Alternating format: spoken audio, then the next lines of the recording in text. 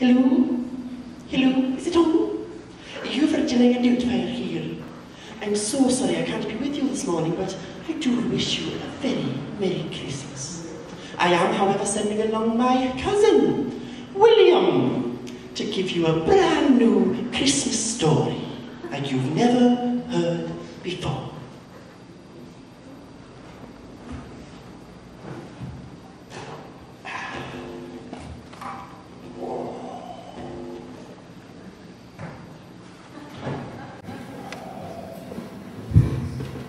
Good girl, Jess.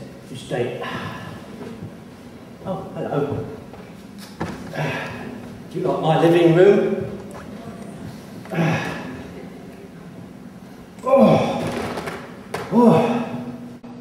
Well, welcome everybody, welcome. I suppose you've come along to see our special Christmas presentation. You're very welcome to do that, yes, good. And if you've been coming through the year, you will remember our star puppets who we used in each of our Sunday United services. And they are, of course, Will and Grace. Hello. Hello. Now, Will and Grace, you're both accomplished actors, I know, and as we've seen, you've been playing an important part in our Sunday United services each month by introducing the theme. How has that been for you? It's been great. We really enjoyed playing the parts. I played the girl who believed in God and tried to help Will do the same. And I was the mischievous rabbit who tried to be good, but couldn't help being bad sometimes. It was quite fun, pretending to be so mean to Grace all the time. But you're not like that, really. Oh, of course not, darlings. We're actors. Yeah, sure. Shut up, young windbag.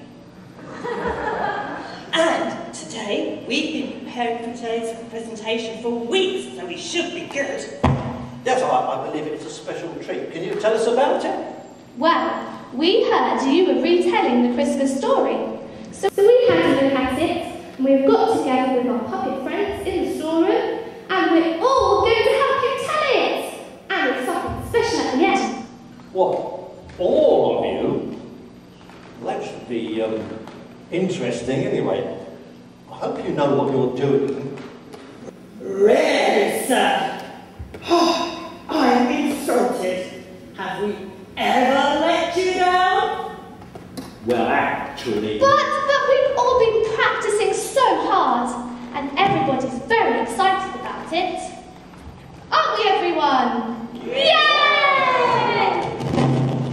Well, all right then. I do hope I'm not going to regret this. One of the things I wanted to do this morning was to remind us all ourselves that some of the things we think of as being part of the Christmas story aren't actually in the Bible account at all. They're just part of our tradition or imaginative fancy. So today I wanted to retell the story in a more serious and factual way because I think it's important we understand the truth about the birth of our Saviour. Are we all sitting comfortably? Then I'll begin. Our story begins 2,000 years ago, when a magnificent star arose in the east. Was that me? I am a magnificent star, and I was born in the east. In Edgeware, actually.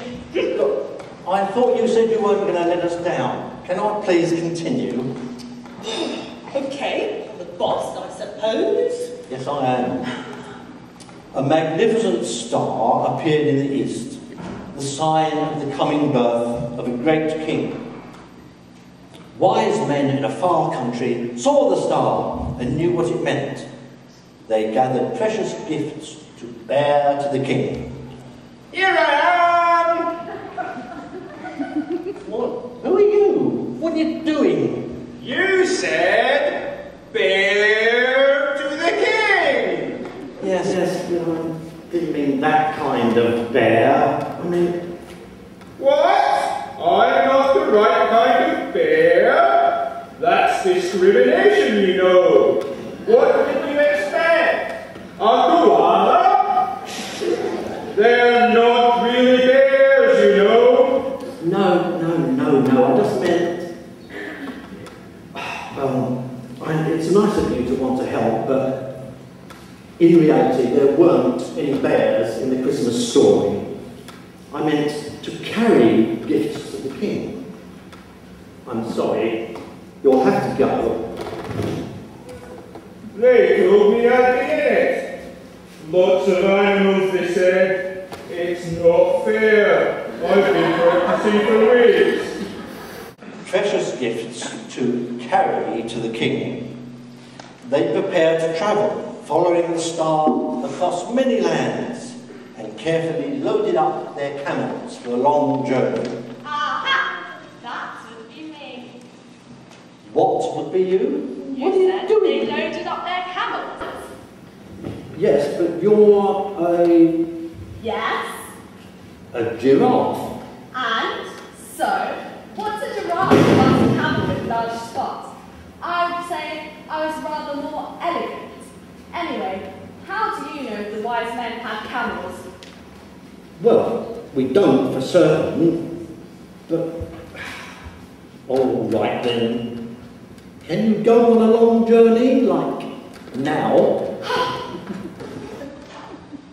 Where was I? Oh yeah, loaded up their camels, or giraffes, for a long journey until eventually they came to Bethlehem, where the star was shining from a clear blue sky. Yay! What on earth? What now? You called my name! I'm Wealdstone! Remember me? I was in your family services last year! Yes, I know who you are, but I didn't say E-blue, I said clear blue sky, you see? But I thought it was night. If the star was shining, it wouldn't be a blue sky, would it? It would be black. Probably. I expect so, I expect you're right. But I need to get on with the story, may I? Please yourself. I'll just go back down here till I'm needed again. Needed again? I don't think it will be needed. Never mind. The wise men found the baby Jesus with Mary and Joseph and presented him with precious gifts. The gifts were those of frankincense. What? We haven't got animals down here. We ain't got any frankincense. What are you talking about? Frankincense? I said incense, not insects, you moron. Hey, who you calling around? I'm a cute fancy. I said, oh, never mind. What's a chimp got to do with Christmas anyway? I was just telling you about the insects. That's all. If that's the way you feel, I'm going. Oh, I'm getting a bad feeling about this.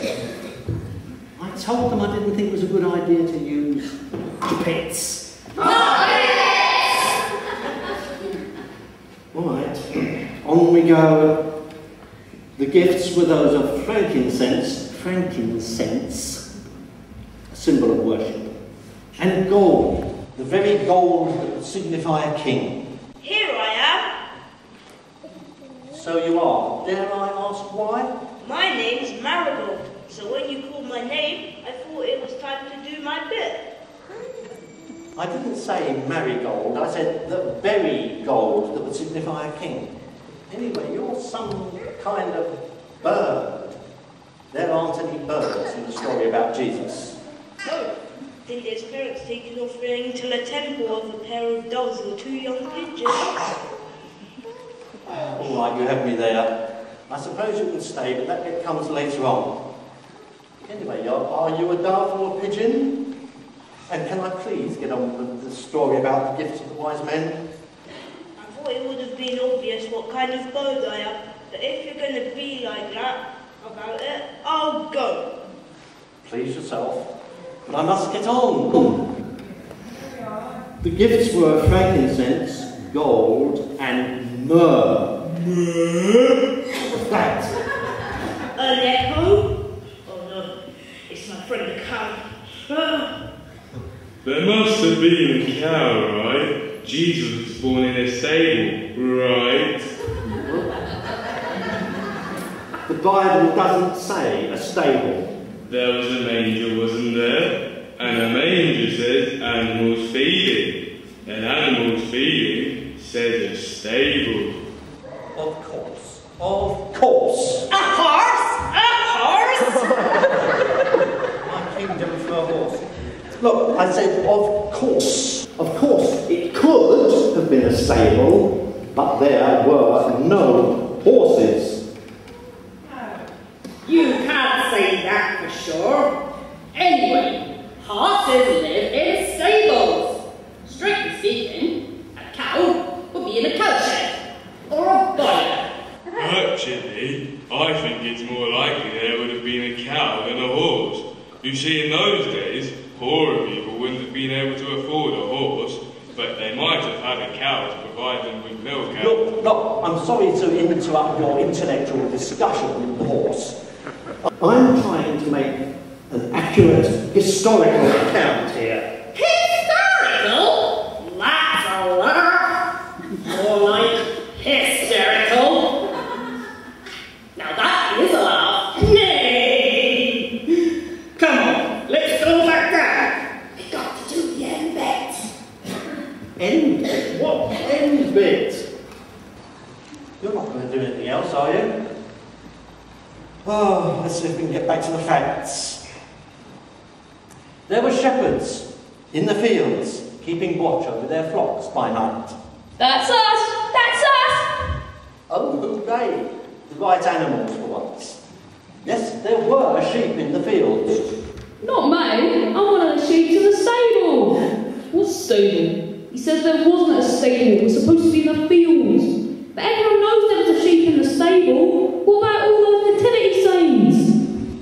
Yes, but that's what I'm trying to point out. We don't know it was a stable, or that there were any animals there. Was I there? But you're a pig. There definitely weren't any pigs. How did you get in here? Through the door. Someone left it open. And what do you mean? No pigs? Jewish people don't eat pork or bacon, so they wouldn't have had any pigs. I beg to differ. What about the gathering swine? But there wouldn't have been, they weren't, oh. I just feel like giving up. Perhaps we should just leave it there. But you haven't done my bit yet. Oh no. You can't leave me out of the Christmas story, surely. I'm one of the most important animals at Christmas. I'm sorry, but I'm just going to have to stand firm on this one. There were no pigs, and certainly no reindeer in the Christmas story. It's the point I've been trying to make all along. Reindeer are something to do with a different kind of Christmas story. You're part of our imagination. A fantasy. Make-believe. I don't know what you mean. I'm so offended. Me too. We know when we're not appreciated. Come on backstage. Let's get ready for the next bit. What next bit? There is no next bit. Oh, we've come to the end of the story, really, and I think I've come to the end of my tether. All I wanted to do was to take some of the fantasy out of the story of Jesus' birth and to try to convey some of its truth and mystery. You called me? All right, I'll buy it. Who are you? Mr. C. I didn't say Mr. Steve, I said mystery. I wanted to say that there was a sense of mystery. And now all you lot have ruined the whole thing. I just knew it was a mistake to use all these Muppets. Muppets! Yeah.